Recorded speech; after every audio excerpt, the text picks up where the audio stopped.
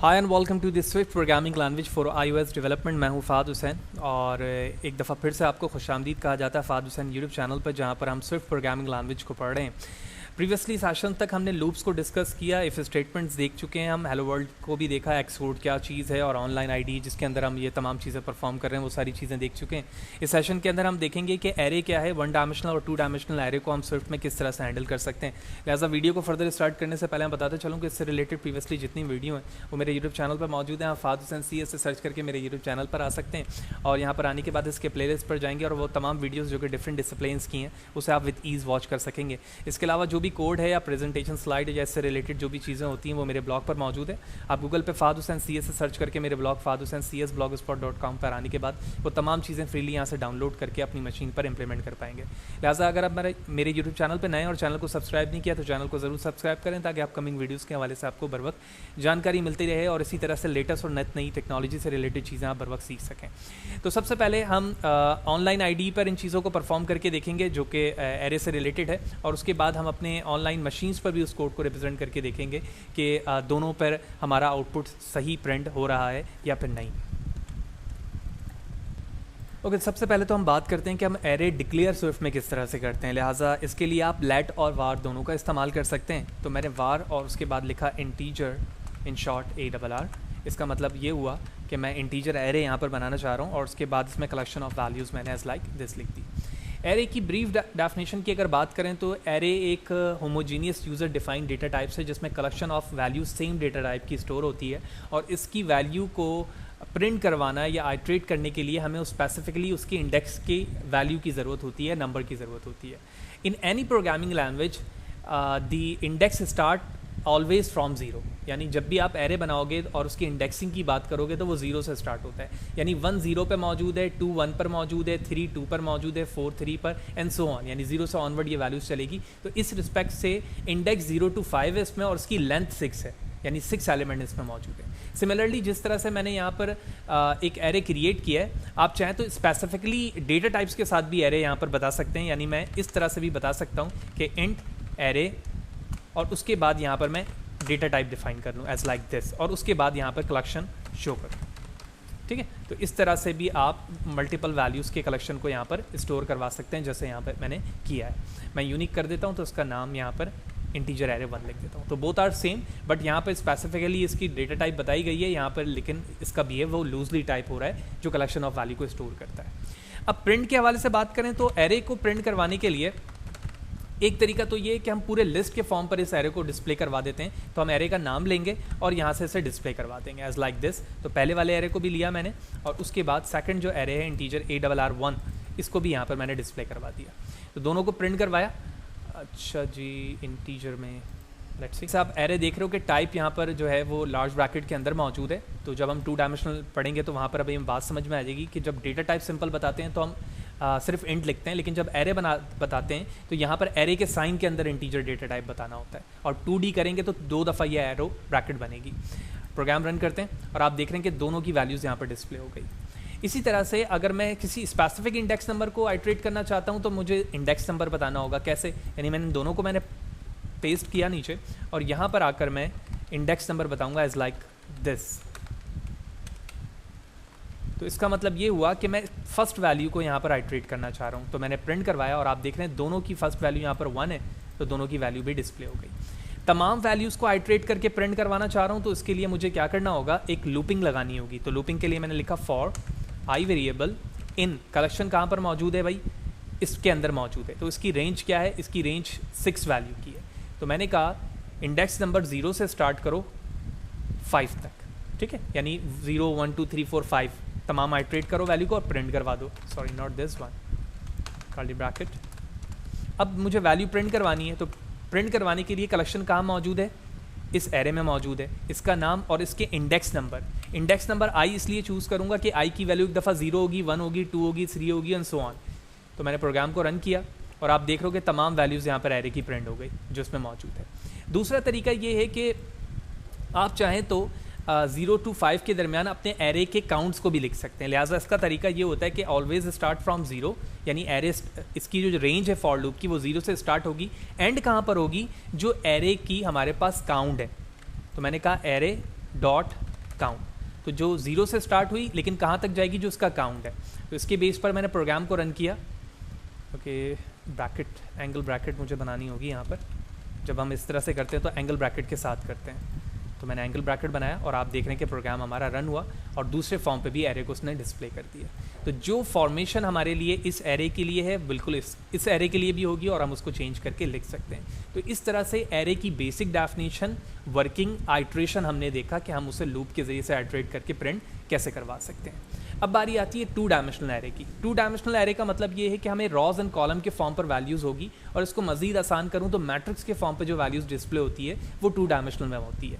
लिहाजा 2 डायमेंशनल को एरे को डिफाइन करने का सबसे आसान तरीका तो ये है कि आप सबसे पहले एक वेरिएबल बनाएं। तो मैंने इसका नाम रखा ARR2D, और उसके बाद आप यहाँ पर डेटा टाइप्स भी बता सकते हैं। तो डेटा टाइप्स के लिए मैंने यहाँ पर 2 दफ़ा लार्ज ब्रैकेट बनाया और उसमें मैंने इंटीजर लिखा। इसका मतलब है कि मैं इंटीजर 2 डायमेंशनल एरे बना रहा हूँ। इसके बाद इस 2 डायमेंशनल एरे के अंदर आप रॉज एंड कॉलम के बेस पर वैल्यू बताएंगे। तो मैंने यहाँ पर लिखा 1 2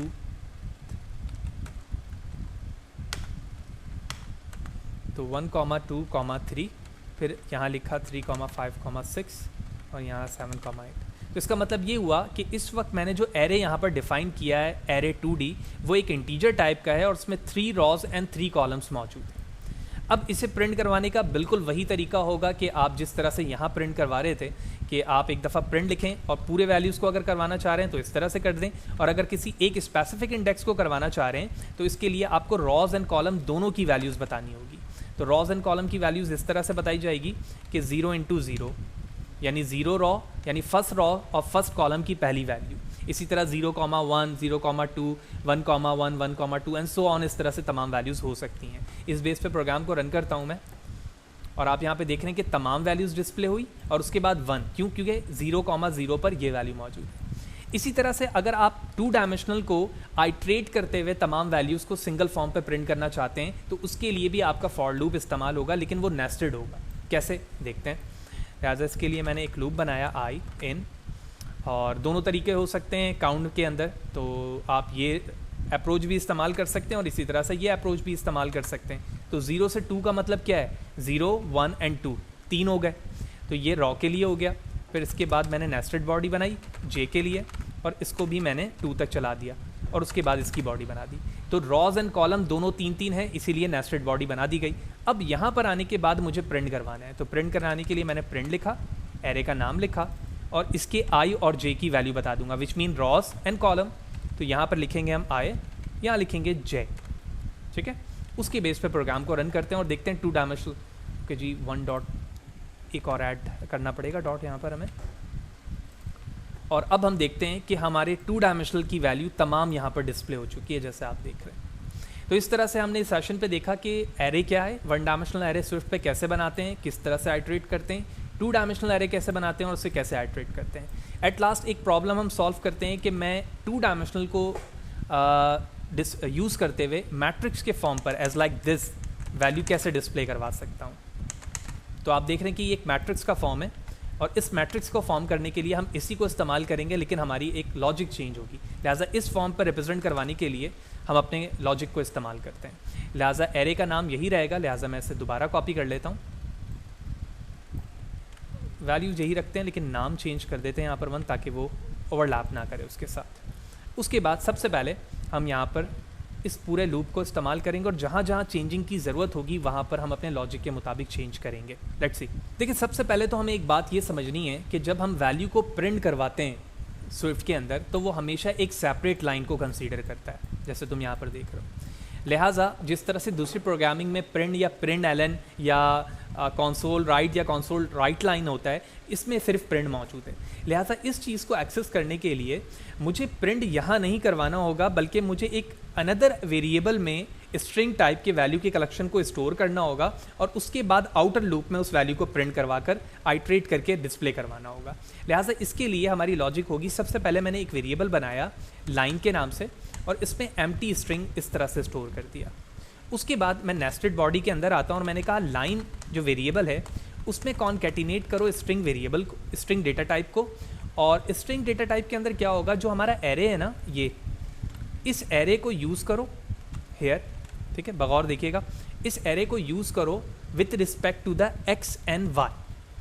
ठीक है, एक्स एंड वाई क्या है, यानी आई और जे, तो मैंने यहाँ आई लिखा, यहाँ जे लिखा। लेकिन जब तुम सिंगल इस लूप में मौजूद थे यहाँ पर, और जब तुम नेस्टेड लूप में आने लगे, तो तुम्हें काउंट जो है वो इसके रिस्पेक्ट से चलाना है, यानी आई की वैल्यू 0 से 2 तक चली और जे की वैल्यू भी 0 से 2 तक चल रही है। लेकिन ऐसा नहीं करना है, यहाँ जो रेंज कंडीशन होगी वो आई की होगी।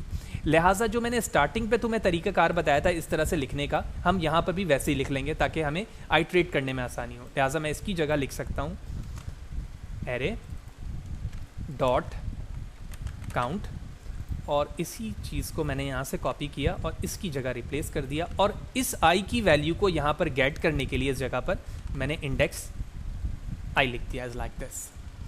उसके बाद आप देख रहे हो कि नेस्टेड बॉडी है, नेस्टेड बॉडी के अंदर मैंने लाइन को यहाँ पर डिस्प्ले करवाया हुआ है लाइन के अंदर, और उसके बाद हर आइट्रेशन पर लाइन के अंदर मैं एक एक्स्ट्रा स्पेस ऐड कराऊंगा ताकि जब वैल्यू प्रिंट हो तो एक एक्स्ट्रा स्पेस भी हो। जब तमाम वैल्यू आइट्रेट होकर इस लाइन वेरिएबल में आ गई तो मैं आउटर इनर लूप से बाहर आऊँगा और आउटर लूप के अंदर इस लाइन को प्रिंट करा दूंगा।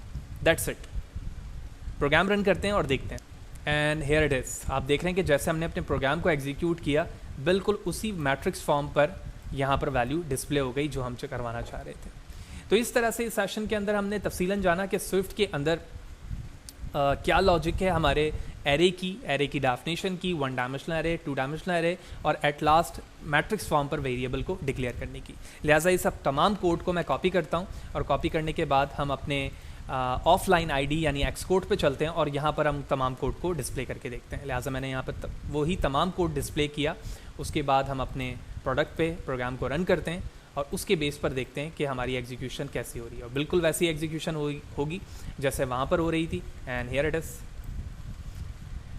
तो नेक्स्ट सेशन पे जाएंगे तो फिर फर्दर चीज़ों को डिस्कस करेंगे। इन सेशन पे इतना ही, होपफुली तमाम चीज़ें क्लियर होंगी, और ये जितने कोड मैंने यहाँ पर डिस्प्ले करवाए हैं, आपको करके दिखाया, वो तमाम मेरे ब्लॉग fahadhusaincs.blogspot.com पर आपको फ्रीली मिल जाएगा, जो आप विद ईज़ यहाँ से डाउनलोड करके यूज़ कर पाएंगे। वीडियो अच्छी लगी हो तो लाइक करें, ज़्यादा लोगों को शेयर करें, और अगर मेरे चैनल को सब्सक्राइब नहीं किया तो चैनल को ज़रूर सब्सक्राइब करें ताकि अपकमिंग वीडियोज़ के हवाले से आपको इन्फॉर्मेशन मिले और इस तरह की चीज़ें आप आसानी के साथ सीख सकें। Thank you.